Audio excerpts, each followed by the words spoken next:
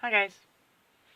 Okay, so this is my second attempt at this fairyloot unboxing. My first one's gone a bit strange. Ironically, my light is better at 12 o'clock at night. So I've kind of already opened it and I know what's in it, but I really always wanted to do one of these unboxings, so here it is. So, my first fairyloot is the April box. That magic. Now, when is this not going to be in my street? I can tell you without doubt there's only one thing on here that I have any connection bookwise to that I know, and that's because everybody knows it. If you don't know it, where have you been? Under a rock? I've made a list of all the books that are mentioned in this, and I'm going to add them to my reading list, which is now 4 books long. After Wicked King and Compton's, which I still need to read. It's been on my shelf for ages. Okay, so first thing is soap. It is called the Philosopher's Stone. This is what I was talking about, the one that everyone should know. Philosopher's Stone connects to Harry Potter. And no, I wasn't trying to do Hermione there, that's just where my voice goes. Apparently it's got a hematite infusion, which is supposed to absorb negative energy and help calm in times of stress. It says on the card, use your Philosopher's Stone wisely. This exclusive gem-shaped soap bar, inspired by the most coveted little stone that is rumoured to turn any metal into gold and even extend the owner's life. Made by Pretty Swords and is inspired by J.K. Rowling's Harry Potter series. There is such a thing as Philosopher's Stone in real life, or at least there's supposed to be. It isn't so much Marax came up with. There are legends for Philosopher's Stone, alchemical magic, all the way back to the first legends of Arthur. Okay, number 2. My god, you can actually see the cat. When I first did this, you couldn't see anything. Okay, this box always fights with me, so I'm trying not to damage it because I like the cat. And I like this cat as well. Let's see. Ah! See? Little black kitty cat. It is supposed to be Mr. Kindly from the Nevernights book by J. Kristoff. It's a tea infuser. I was actually after one of these for a very long time because I've decided to try some of the fandom-based teas at conventions. Especially now I've pretty much fallen for the Quill Prince, and they have a Quill Prince tea by oh god, I forgot what she's called. I'll have to put the link in the bottom. I'm really bad with names. Anyway, I'm putting everything back in the boxes and then using it as I can. Mainly because I like the box as well. Alright. I have a little booklet with an interview with the author of the book in the bottom of the box, and it says that the next, I think they need to check back because it says next month's theme is what last month's theme was. No, February's theme was. I've been watching a bunch of unboxings. Last month's theme was the anniversary. It was the theme before.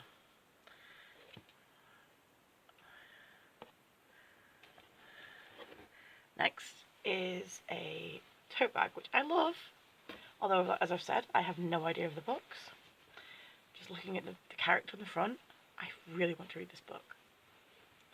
Okay, let's hope this works as well as the other stuff has.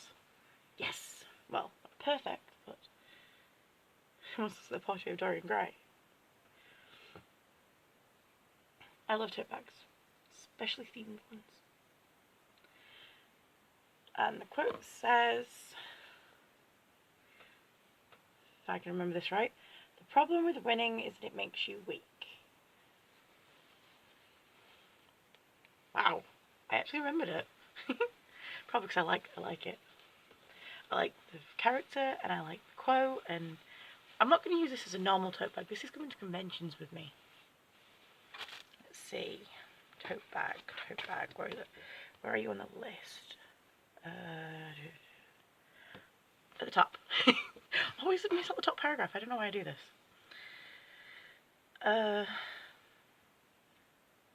The artwork is by Morgana Anagram and lettering by KDP Letters. The tote bag is inspired by Leigh Bardugo's Grisha trilogy, which I have heard of, but I haven't read. As I said, I haven't read any of the books. It'll be pretty rare if I haven't heard of any of the books in these boxes, but that's why I'm doing this, to get more knowledge of what's out there, because I am severely behind. Next thing is a enamel pin. At first I thought it said, sorry, I'll have to, one sec. Can you see that?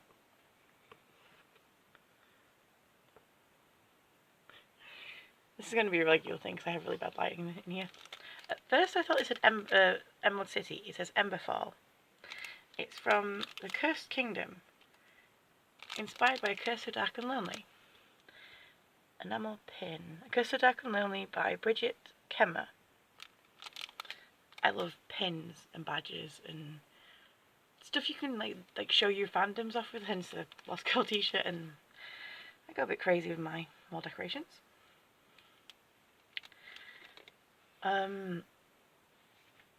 Especially that magic stuff. I love magic in general. All my favourite characters have some sort of twist to them. Vamps, demons, angels. If you haven't noticed the theme behind me of my photo shoot wall. Now this is the tricky one. Ooh, maybe with the light in the way it is, you can see it. You can't really get the sparkle, but you can see the leaves, which is a first. Leaves and branches and a quote. I love quotes. I love like natural designs, like fae stuff. The quote says, "We are all children of blood and bone, all instruments of vengeance and virtue. Tom Adeyemi." I said that right, I hope. And it's a little sketch pad. But I originally looked at it and I thought autograph book, which just goes to my convention brain. But could actually turn out to be both. I have plans. I have ideas. Then we have an advert card for a book. We Set the Dark on Fire by Taylor K. Magi. I'm bad at last names.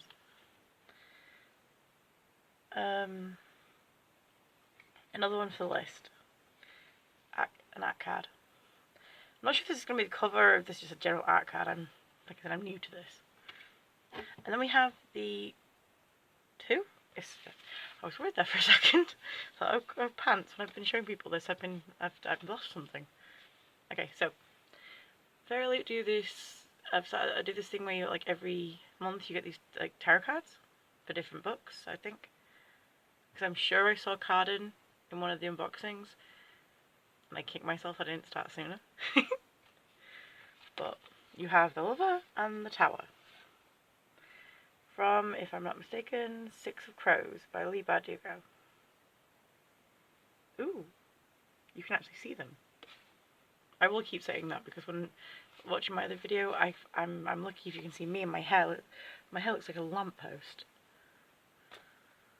Okay. The next thing is, as I said, I've seen everything, so it's not really a spoilers card for me at the moment. Book sleeve. Inspired by V.E. Schwab's A Darker Shade of Magic series.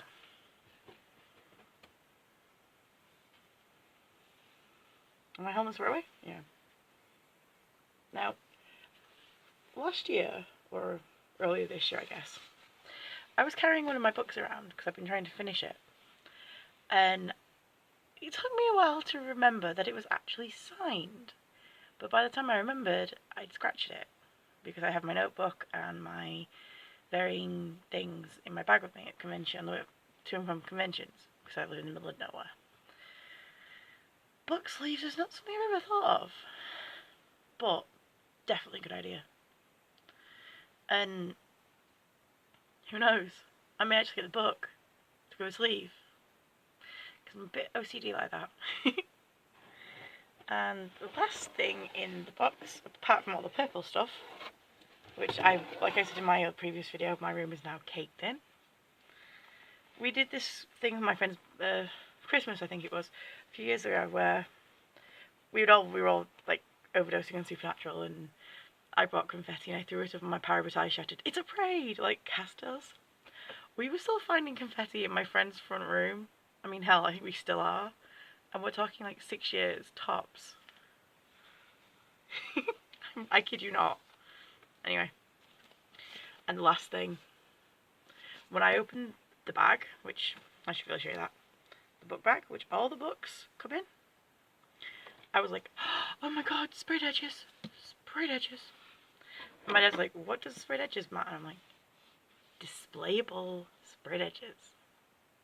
Half of my books are so old and ratty that I love them just for that. Sprayed edges is just, it's a thing, isn't it? Anyway.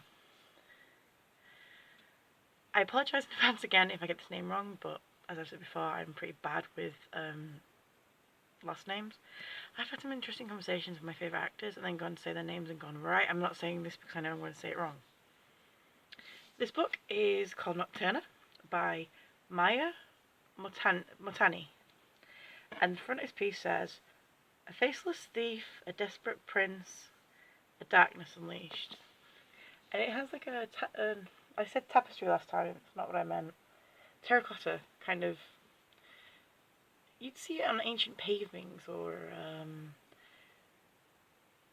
the floor of some grand old design, like an Indian palace or something.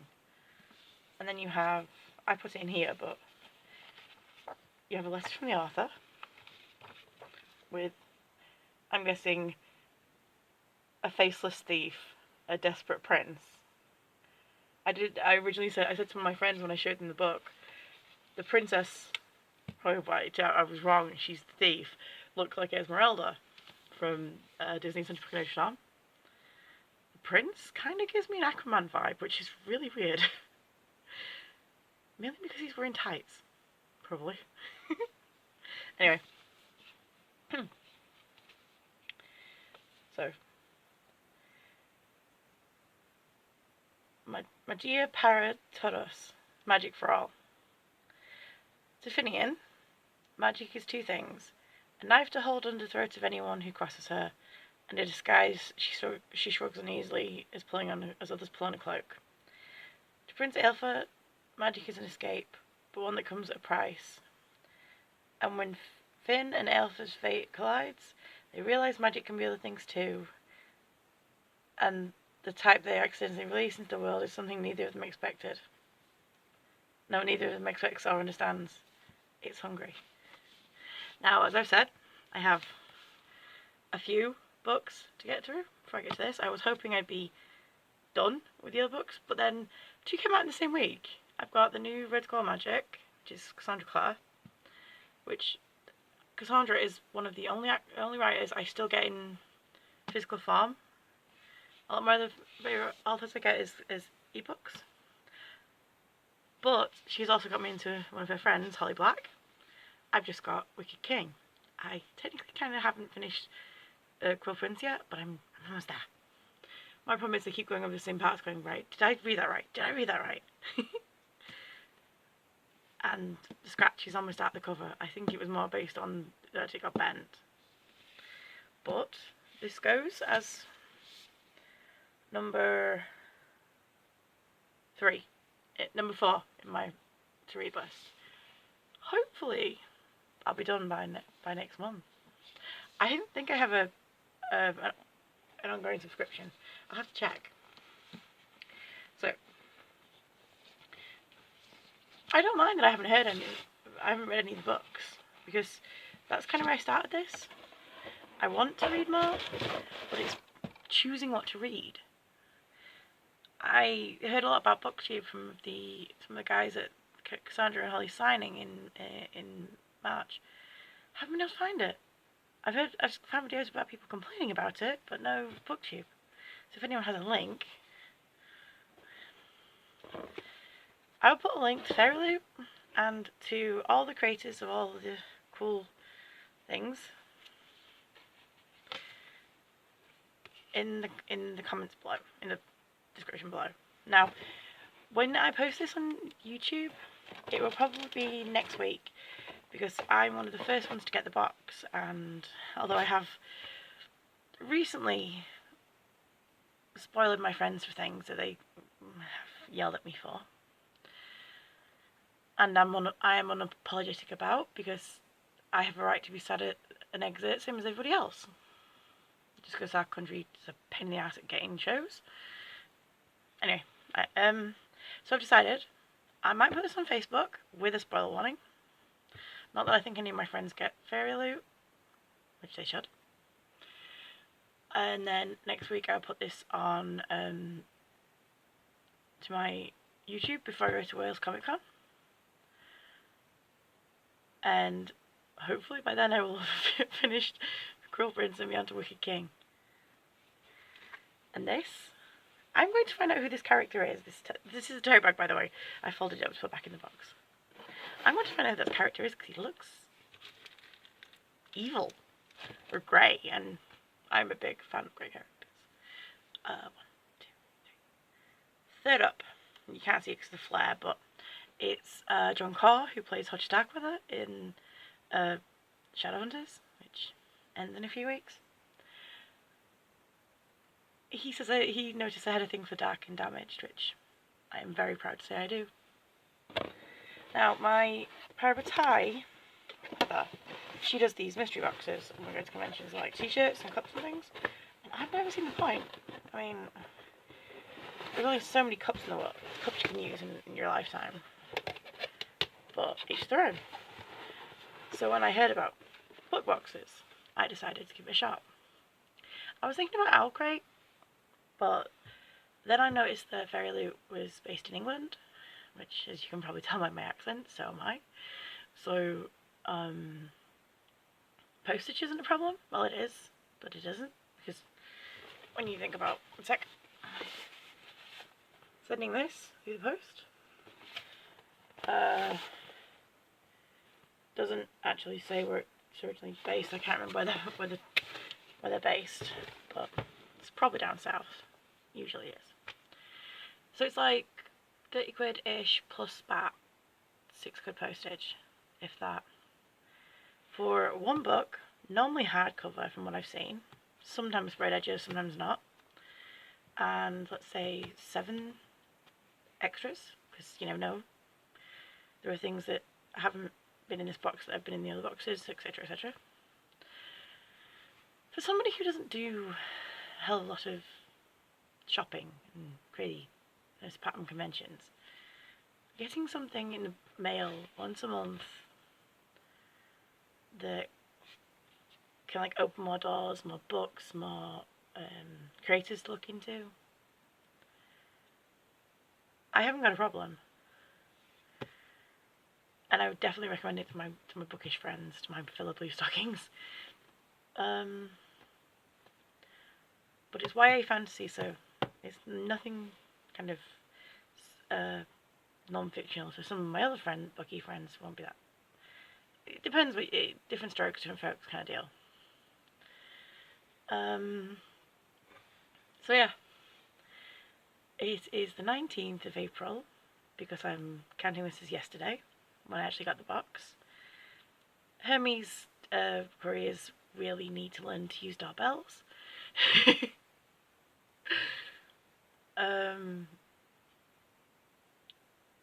I didn't expect to get it till the end of the month, which technically is next week, but I guess with Easter and everything. Which is why I'm waiting to post it on YouTube so I don't spoil anyone. Or I will, and I just put major spoilers in the title. Depends how I feel. So, yeah. I love this month's box. I'm hoping next month might bring something a little, I know, more things I recognise, more things I don't. I really don't care. We'll see how we stand in December at the end of the year. I've decided I should have signed up in January, but I didn't know about it until March. So I'm giving it a month, either December or next March 2020. Probably next March, because I have something going on that month, so I can use that as a date marker. So a year, March. If I'm still happy with this, I'll put it for another year. I highly recommend it. I'm going to read the book, and I'm most definitely going to find somewhere to put everything and use everything. Sorry, I'm still grinning because I like. Anyway, I will probably be posting next week about World's Comic Con, or the next episode or something. I did want to do a reaction video to Game of Thrones first episode, but as I said before, my mother was in the room and that would have been strange. But I'm going to start posting more, I think. Especially if I can get this kind of set up where you guys can actually see me. So, since it's technically still Friday and still Trek Day, live long and prosper. I'm going to